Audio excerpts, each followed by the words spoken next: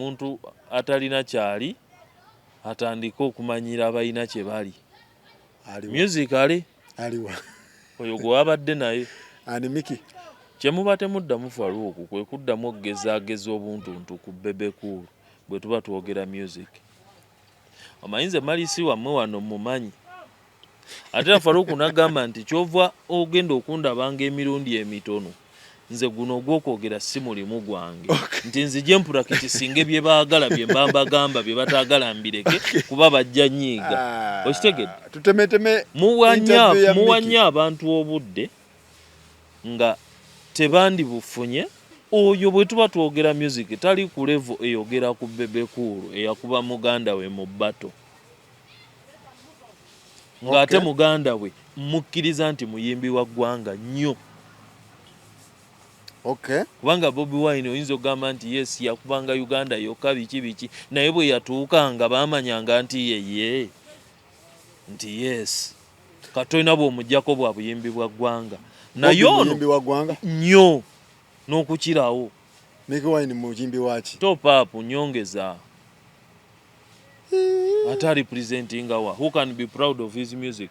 Nsi ki gy'oyinza oba proud of his music yaluwa ate bakakubuza kimu bibiri mbu taata wange yali muga teboogedde ku taatawo bagambye gwe bukyanga osika wakakimuleetenga sente mmeka gw'ogamba taata wange yali mugagga bakubuuzizza oyimba nti anti nina ennyumba. Ekyo si kye tuba tunoonya mu music. Ojjukira nga twogera naawe ku Cindy Shiba nga nkugamba ebintu ebyo newankubadde mugira bwe muti naye mujja kulaba gye biggwera. Bwe bakubuuzanga music yogera ki? Tugenda otuuka ku stage ng'omukyala agamba nti otegedde abaana baayimba dda si gwe asoose. Wamanya nti gwe tomanyi abaayimba edda we bali kisibe wamuwa gwe wajjira ki mu bato. Okitegedde? Kubanga ojja tuuka ku stage otuuka okwagala ennyumba ejje wakiri ebeera awo ogiteekewo mu regional picture ebeera awo abantu bagirabeko nga tekikyasoboka ngendo ng'efuuse endongo. Kati waba ogera talent yogera ku eyo talent. Totandika birala mbu nina ennyumba biki kubanga nkimanyi bulungi nti tosula bweru sisula bweru Bebe Cool tasula bweru Mikie Wine tasula bweru tetubadde ku mayumba oyimba.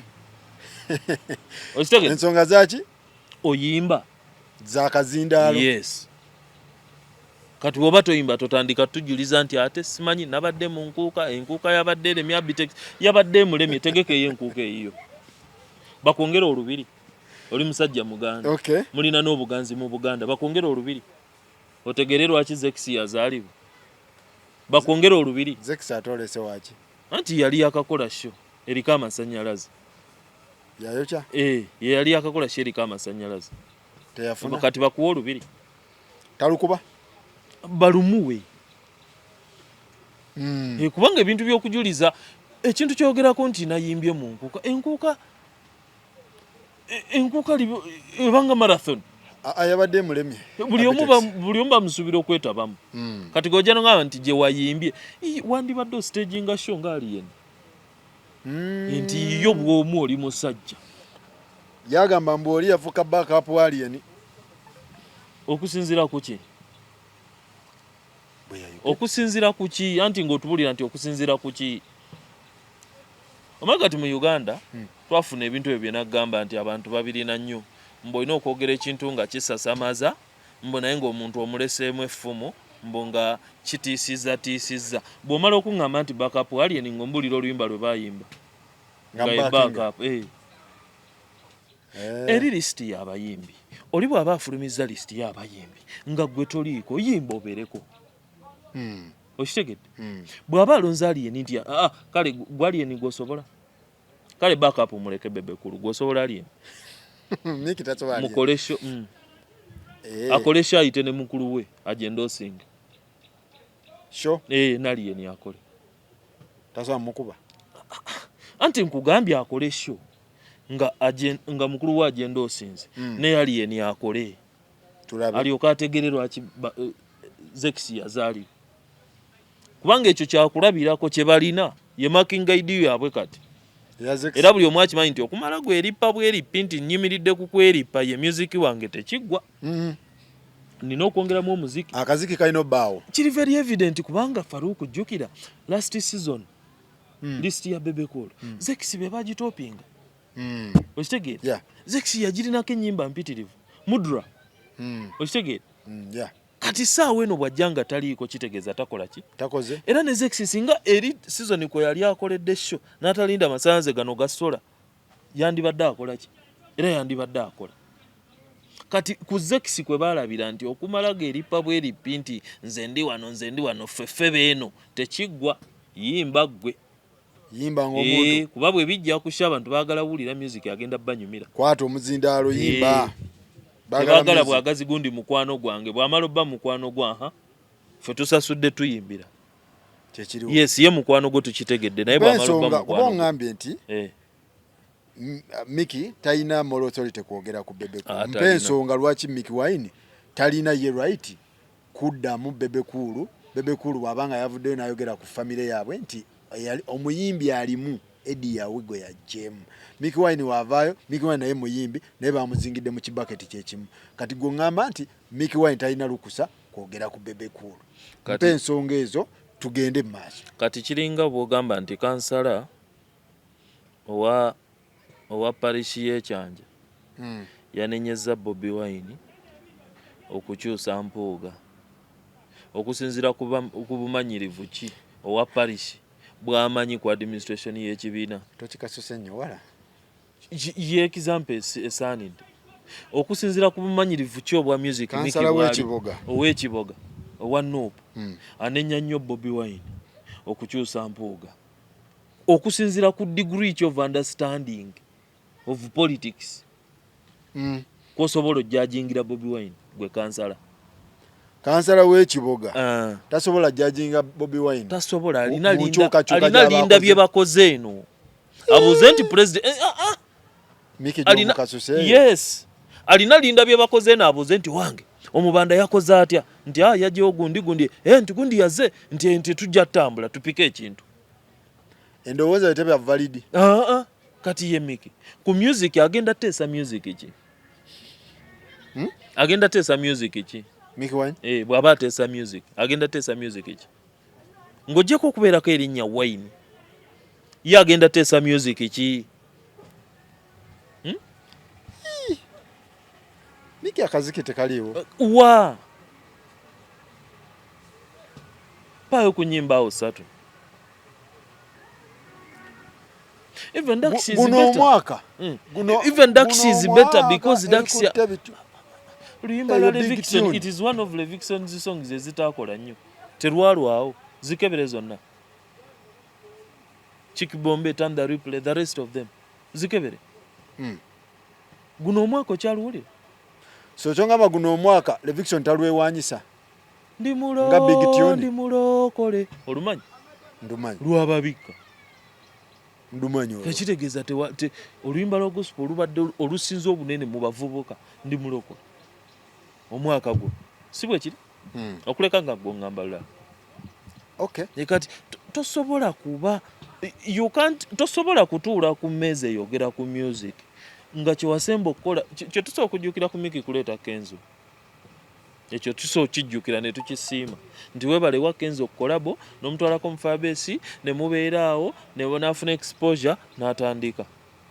Apart from that ennyimba zonna zaalabise obulungi kolabo kugeza ne Cindy ne Kenzo ne Leviction luyimba ki olulwe n'olwa Chosen Becky bulungi. Kati luyimba ki beba abayimbi begambe nti bayimbi bakuwanirira nti olina omukookerako support nyingi anti tomanyi nti muganda wamu si wakutegula si wankondo ategeke enkuuka tubadde tusaba nga dimandi bwekyaliwo ategeke yawooye.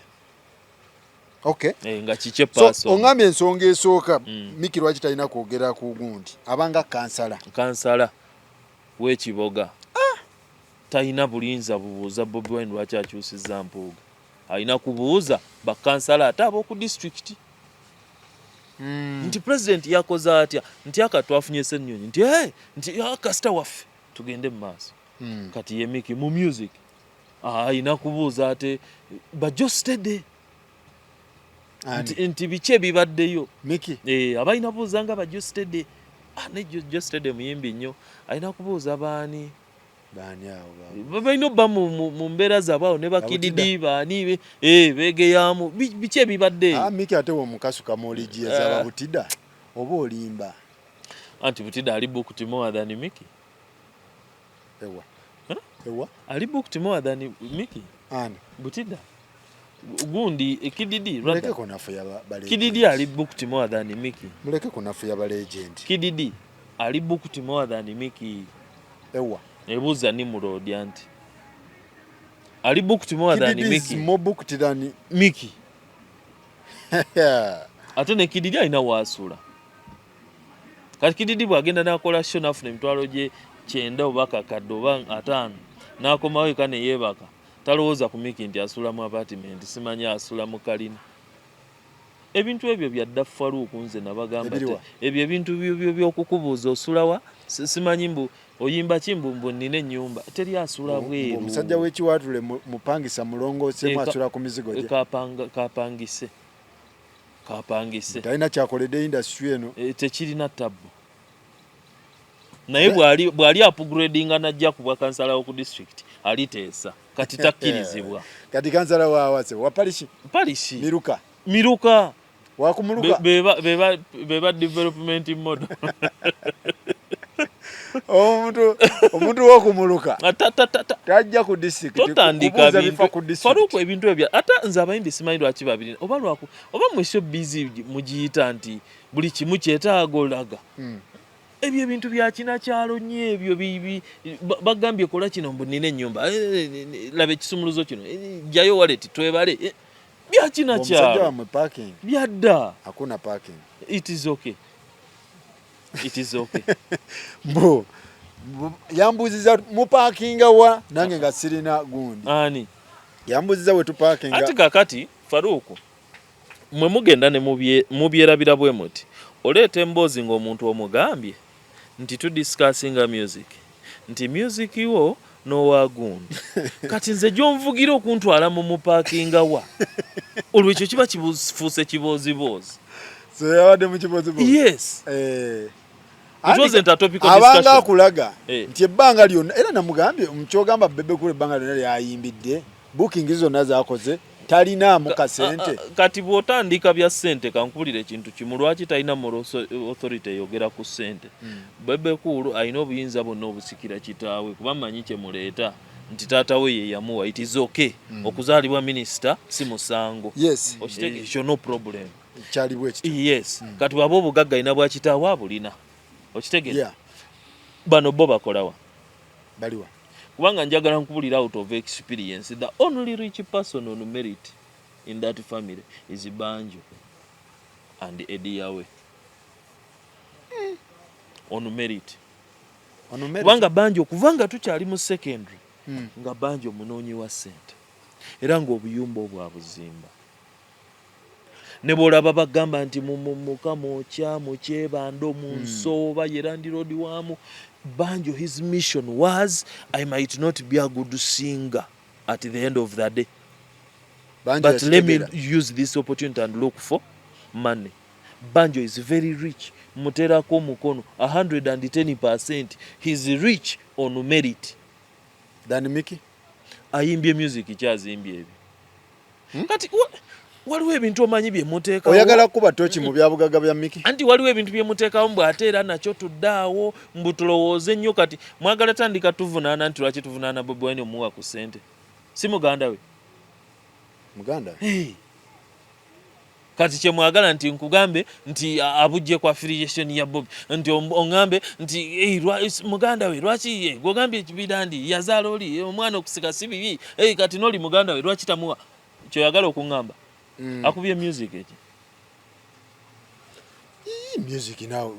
akubye music wa Mikie tomumanyi yazimbye atyo ate azijjamu kyekyo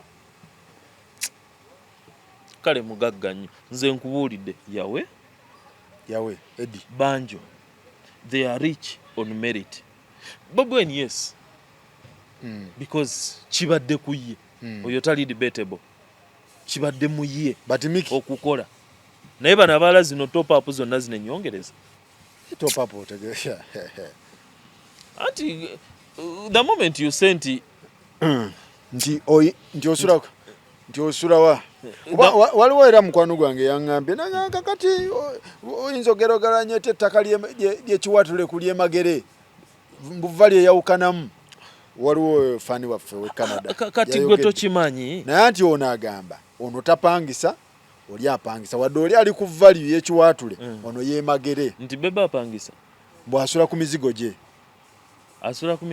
asula ku apartment si maka gasulamu kati nga bwe yamala awulira kati nga bwe yamala ye wasula eseta magere asuleyo bwa apartment yo busatu mu kiwatule tasobola busitula asuleyo bwa apartment yo busatu ane Bobby Seba abawaza kubaamu bulungi Bobby Wine oteredde nti ye oyina ennyumba nti ye nze njogera byange oteredde nti ye oyina ennyumba nti ye nti kimala ebirala yiiya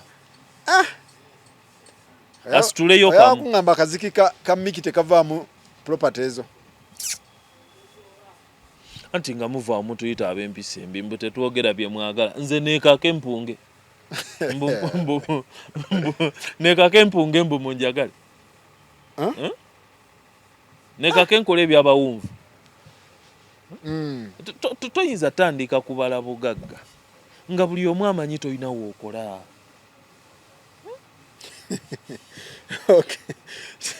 kiringa Sobbi agenda ku interview akugambe ndi nnyugunya nali nnyugunya amala gambe nzimba ennyumba yange ate omala ocontemplating nti sente azijjawa era oli n'amala namubuuza ekibuuzo nti ositudde ennyumba oyagala kugambe nti akolawa oleda akuwadde history ate obubbi tebuwona buwonera ku kipiira abantu nti zino property zange nga tebamanyi gyokola era ffenna tujja kwebuuza jasigwa abatamanyi nebbanga lyennyini ennyumba mwe zisitukidde kimala why now wano wakubidde hiiti why now naye bangamba yagizimbira ebbanga ddene kale yajja agisitula mpola wano weggweredde wafunidde ennyingi so kikyamu ekya property tinga property nga tubuuza ku birala then ekirala kikyamu okukompeyalinga oyo n'abayimbi oyo top up ekintu ekyo nti mubadde wuliriza nti mubadde mutwalani nti John Black nti ali busy nti ye mumalega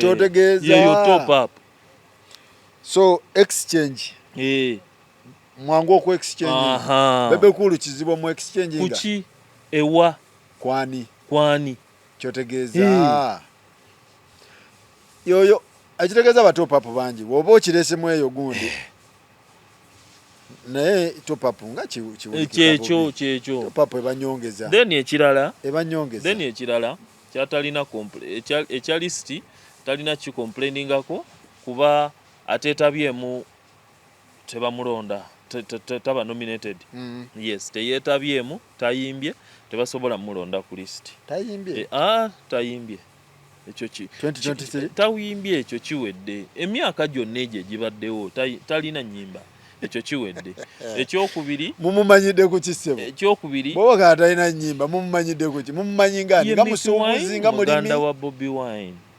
only yes Bobby Wine asula magere yasula seta magere ye Mikie Wine muganda wa Bobby Wine afaanana Bobby Wine asekamu nga Bobby Wine ayambalamu nga Bobby Wine agomamu nga Bobby Wine asobola okugomamu nga Bobby Wine ku stage we tumumanyidde tekimala era oba tomumanyi si kaziki nga bwe tutambula bw'onootambula okuva emulago nojja nga bagamba awo banjo Mikie Wine alina tuni naye bwe tumutunira tugamba ye yasinga omumalayo mukulu we yazerezalawo oli muteekawo ate si zalawo Mikie Wine ye yasinga omumalayo mukulu we Mikie Wine tali nnyo mu shadow ya Bobby oli mutuufu tali mu shadow ya Bobby. Mikie Wine is standing alone. Lwaki ye ya sharing erinnya ya Mikie Wine eriya Wine just oyina engeri gy'oweewagira mu submission zo kyajja buzi kale kyebale tugende ku bitusi annaye naye nga Bebe Cool yawadde big up Dax. Dax yayimba he's singing munange nze no mu kusooka nagamba ono alabika afunye gundi ndozo lwokuba Bobby avuddeyo nono omwana naye n'agamba kakole ki kajje okitegeera omanye ebintu ebimu tumala tusooka ne tugoba bye tulabye wano ne tupapa kati mu maaso eyo bwe tukoona notulema beganowa ddala akabonero kaaliwo kati vibes bwe yafulumya ennyimba zino ebbiri ezaddako nenzijukira nti nano omwana yaleka ayimbi oluyimba ne rediyo rediyo teyawanga muyimbi yakukeberanga nti oli ddala oba kale ogezaako oba asobola okujjayo okitegedde naye kati era Dax yafaayo Dax yafaayo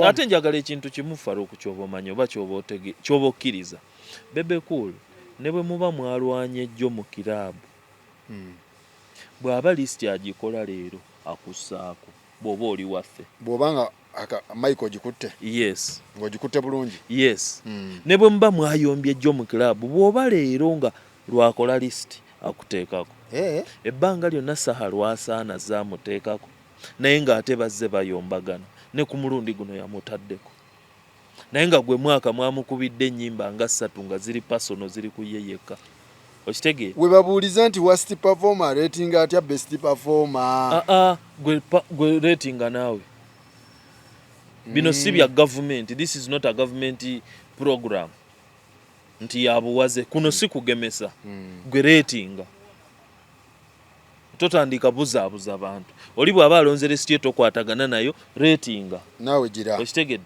lwaki mugigoberera kati lwaki mugifaako lwaki kati erindibwa omwaka mulamba lwaki mugirinda oloza lwaki era baagala babeereko era lwaki ababeerako beekongratulatinga kyeneewunyize nnyo okuba bitusi nti ate luli baakuteekako wasanyuka ate ero tebakutaddeeko ate leero lwolabye ng'ono ate abateekayo yagwa lwaki wasiima luli gundi yimba ebyo bye nkugambye nti bagamba yimba nti ate nina ennyumba teri asula bweru sooka oyimbe bitusi tebayimbye ate luli baabasa 2 years consecutive abadde abateekako ku mwanjo kati ku luno emuba temuyimbi kati mwagala gamba bano abajja abapya oba ababeera ba performance leero bano baani bavinka mwagala gamba basigale mu namba ze babaddemu how will they upgrade gwe muli owulira kyandibadde nti vinka leero akoze bulungi luli oluyimba lwo lwaliko lwalinga ku namba 11 nti naye leero ne lwakoze ennyimba 2 ennungi nti asigale ku 10 bamuleete mu 4 bw'ate yali nnyo ode osigalewo nga tokoze either kola ogende mu 2 bitusi tebabadde na kaziki tebabadde nayo anti argument ebeere nti okoze nnyimba kizo fronti nga weziri bitusi ku marediyo n'awalala ne ku internet n'awalala zitambula babadde baziwulira okitegeera bwe ziba obulungi buno mawadde bwe ziba wa mwaka guwedde wa mwaka guwedde okitegeera kati bwe ziba zibadde zitambula zigezeeko n'endala ze balonze tuzikompeyalinge asokoleyo lumu ku lisiti agambe nti naye kano yakataddemu luno lweneewulira tukebere ne platforms endala bwe zigamba gwe zaateekayo minzaani bwe yandibadde naye gwe tuyumba buyombi nti gundi muwuliddeko obusungu lwakitantaddeyo si bya mukwano buli muyimba ajja okomplaininga leta tune yo ogambe bannanga okwepiica tebalutaddeko naye lutambudde we luti ku YouTube Spotify luli we luti lukuba gundi oyo gwe mutaddeyo lukuba bailando balukuba argument we yandibadde naye gwe sigamba omanyi Bebe Cool kino njagala nkibabulire nze sibakaka kwagala Bebe Cool naye Future ye bakaka okwagala Bebe Cool. Future buli emyaka lwe gitambula mwe mugenda ne mukiraba nga ekisajja kyali kituufu okitegedde nga oli bwe twali twogera ne mumpakanya ne mugamba byonna bifu yes ne kati Hildaman yavuddeyo n'ayogera kye nayogera ne neebuuza kati basajja bange bali baagala nnimbe mbw abantu bye baagala owulira ojja biraba alina bye yagambye principal ye yasaba ssente naye bwe nali nkibagamba mwakiraba nga tekisoboka. Hildaman ka video kabadde oba ku TV ki kabadde oba ku Spark oba NTV kabaddewa nti yajjayo ssente za federation n'abulidde mbw amwetondera nti naye mbeetondera obutagamba principal obutagamba principal temumunenya nze bino bagamba nti lwaki temumubafunira bantu nga bantambi mulekero tandika obbatomeza obutomeza mutyo principal mu buteeke kuyaga nze munafu kubanga principal samu updatinga nti kyene ensonga mbadde nkisaba gavumenti okusakira industry eyo n'okulaba ng'ebeera promoted nga saawabula principal ku nsonga ng'eyo kubanga yansindika okubeera nga ndi minisita okusakira industry eyo n'okulaba ng'ebeera promoted so obunafu temubuteeka ku principal mu buteeke kuyaga nze munafu kubanga principal samu updatinga nti kyene ensonga mbadde nkisaba gavumenti egikoleko so sente siza Eddie Kenzo sente siza abantu sekinoomu wabula zaba artist era nze nga minisita wa arts mbadde nzisaba gavumenti etandika okuinvestinga mu industry. Okitegedde kati Hildaman ayogera bw'atyo kati olwo mugenda kujja mu beetondere nti twabalimba luli. Hildaman atangaazizza kye nali mbagamba nti kino bagambye kya SACCO ye mukwano gwange nandeetera study eyakolebwa ku government development programs ng'agiyise nti eyo save yakolebwa ku zi SACCO. Hildaman ye yagenda ne Kenzo okugyayo sente ate wano agamba tumusonyiwe teyategeeza principal ate si gwe bakwasa ebintu ebyo anti gwe baabikwasa kati yeetondera ki okitegedde teyapudetinga ku nsonga ya ssente era agambe tunenye ye tetunenya principal kati awo nali mukyamu tewali mukyamu ali mutuufu kati mbumba mwagala nnimbe ebinyuma mbwe ebikwata kati kyekiri ku Bebe Cool agenda kubuulira ekintu nga yes tokyagala naye ge mazima era nze nagamba dda Faruku nti Bobi Wine yeesiga nnyo Bebe Cool okusinga omuntu omulala omanyi lwaki akimanyi nti ye tamwagala kiri open tamusuubiramu koona naye ate abamuli okumpi abasuubiramu okukola ki okumubuzaabuza atakwagala oba omwesiga kuba oba okimanyi sinywa kyakutteko siyita waayise sitambula naye so Bebe Cool oba tokoze kati bitusinga tonnayomba luli baakuteekako wasanyuka lwe batakutaddeeko lwojjukidde nti ateekayo lisiti eyo yagwa argument ebeere nti bairando owa Vinka bamugjeyo tuteekewo bateekeyo nze ne Nantongo tulabe eyo yebeeba argument then if abawuliza tugambe nti okay Spotify YouTube ogamba ki okitegedde iTunes mugamba ki bitusi byagamba nti bateekeyo olwabwe ne Nantongo bajjeyo bairando bituufu gwe tuleetere ennyimba zikompiitinga toyomba naye akoze lisiti ate lisiti eno si government program nti yabuwaze kola eyiyo ratinga why didn't you rate before he did lwaki oyogera ku gye yamaze bwe bateri important why did you congratulate yourself luli lwe yakuteekako nalwokuba mwamanyiira ebyo simanyi diversion simanyi biki talina nyumba naye nga teri asula bweru tetulina nyumba teri asula ali mu ba top 4 abayimbi abakyasinze okusabiriza wano bwe bakutuma ba top 4 omulekayo okusabiriza okusaba ki simanyi top sabirizi okusabiriza ki sente ndoobazi omusolo nazikola atya omanyi mugenda ne mwefumba mu bintu ebyo simanyi kati Hildaman bino byayogera si bya sente olowooza ku sente zo tekubaza Hildaman olowooza lwaki atuuka obyetondera Hildaman naye kwali ku listi omanyi mugenda ne mwogera ebintu bya sente gwe sente omanyi abaavu balina pulaani abaavu bamanyi enkozesa y'essente abaavu balina amazima omwavu alina buli kimu nga tannafuna sente naye sente bwe zimala okujja lwategeera nti tazirinaako buyinza sente ziremwa kufa ekyo Faruku nzize nkikugamba era nkikuddamu sente ziremwa kufa tezirina gwe zitakuba kigwo tezirina kati ogamba nti oli asaba sente gwe kolayo enkola efuna sente naawe kirungi oyo asaba sente era aziteeka mu baana be azizimbamu ennyumba ze azizimbamu ne mansioni ye gwe naawe kola enkolayo okole sente zo ebyo ebintu ebyo byabakazi ebyo kyova olaba nze bwe nakiraba ku Shiba saafaayo namanya nti abakazi bayomba mangu okitegeera naye bakubuuza ebintu ebyamakulu n'otandika ate oyo asabiriza nnyo essente gwe okeera nnona ssente okeera nnona ssente ewaka okeera nnona ssente ku mulimu buli lwova ewaka bwoti oba ogenze nnona ssente oba ozisabye oba ozikoze eki kyonna kyoba ozikoze oba ogenze nnona omuntu waleeta ekiboozibozi nti Bebe Cool musabiriza ekyo tukikuba olwo adiverting ava ku nsonga eya music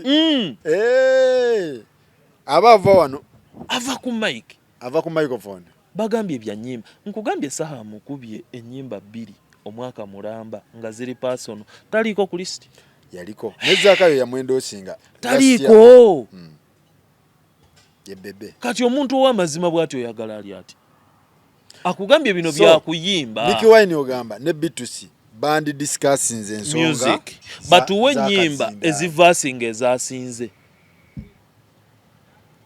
kubanga omwana YouTube yakamuwa plate Mikie Wine atuwa olukuba daxi kyotegeeza yes muganda we kale gwe yasooka mu kuyimba atuwa olukuba dax vibes talonina ululwa agenda musinga faanana mukulu we kyokka ekyakimusinga naye okuyimba tasobola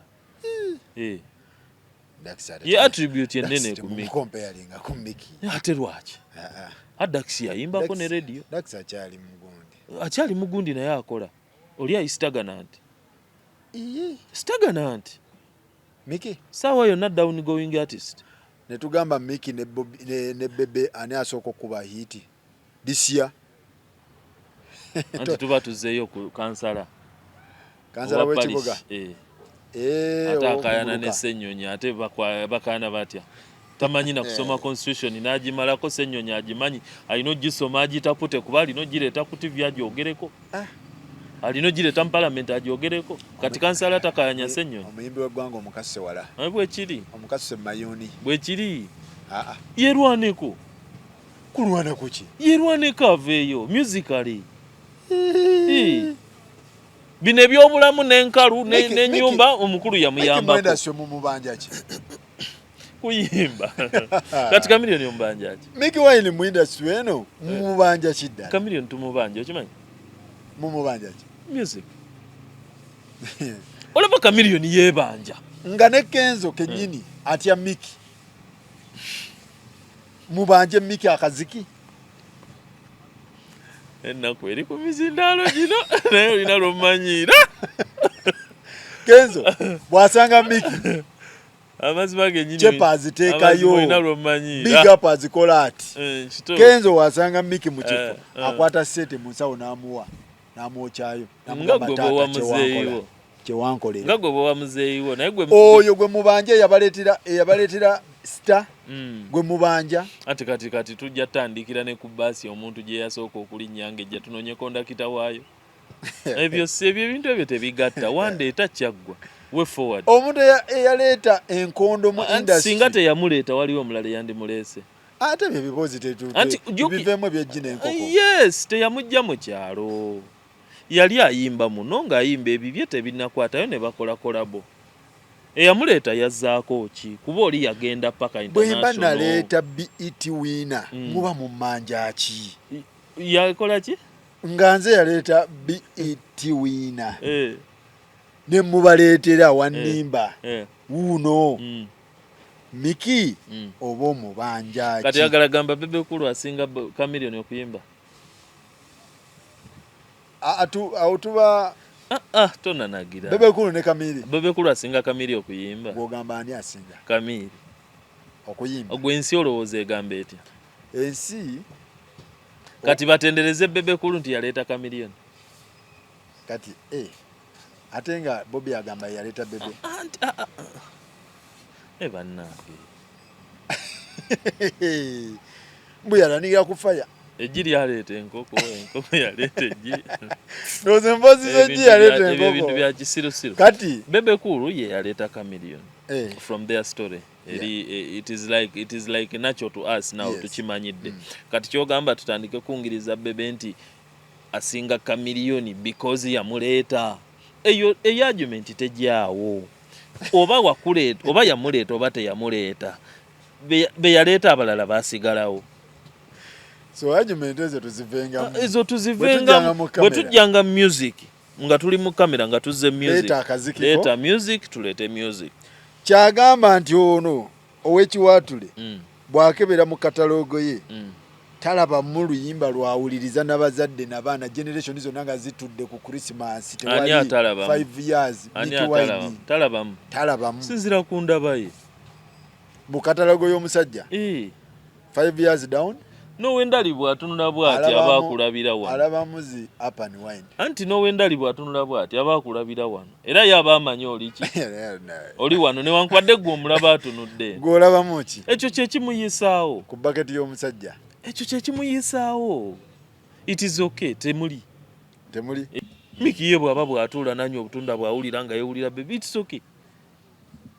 Neffe tusobola otunulira ne tumanya nti alina kyaliko ekimupika. Alina kyayisaawo. Yes. But at the end of the day kiri ku bawagizi si ku ggwe by'oyogera. Ekyo kyatamanyi. Okay. Yes. So kubanga at least kati luli twalindanga TV kuba luyimba. Kati at least tulina streams ze tumanyi. Nti ngenda wano nenda bagundi bw'atambula. Akaziki gye kali. Yes. Tekaliwo. Gwe tambula ku mitimbagano omulabe. Teri kaziki. Tekaliyo. Naye obulamu bwakolebwa.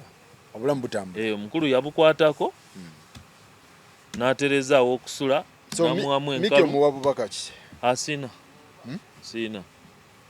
Ye wa vibe wa swaga. Music talina naye akkiriza nti alina. Ng'omuyimbi yenna bwe yekkiririzaamu. Ate kati ye level gy'agenzeeko ayagala na singa Big ayi kati.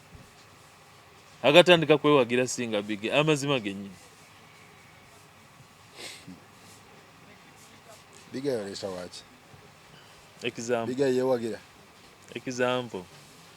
Yewagira. Example. Tumalirize.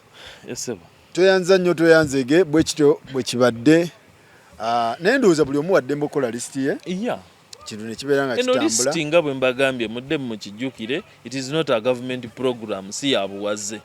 Yeah. Kola yiyo. Kintu kibeere bwe kityo. Na attention ejjira ku yiyo ejja kumanya okutegeera.